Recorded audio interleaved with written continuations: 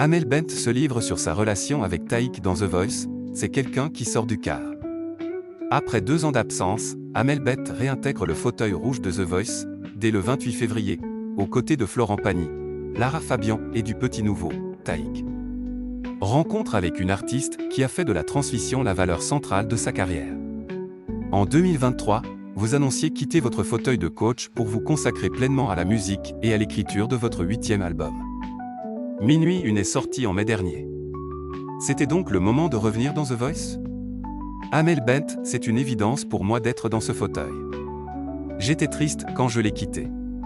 Cela a été mûrement réfléchi, il n'y avait aucun rejet de l'aventure The Voice, au contraire. C'était une décision très importante. 2 saisons se sont passées, et ça non plus, ce n'était pas au programme.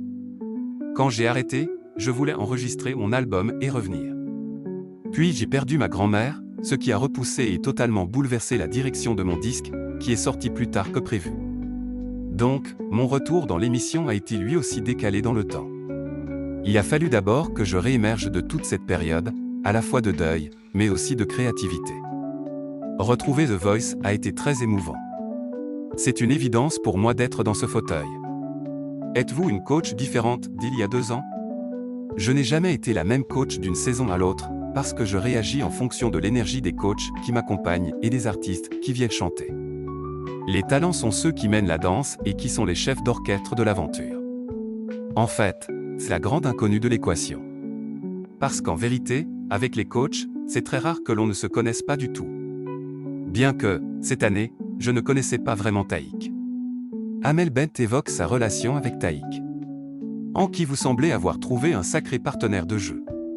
C'est quelqu'un qui sort du cadre, qui n'attend pas qu'on lui donne la parole pour la prendre, qui peut se lever, chanter, danser. Il a ce quelque chose d'un petit peu plus explosif que ce que j'ai pu voir avant.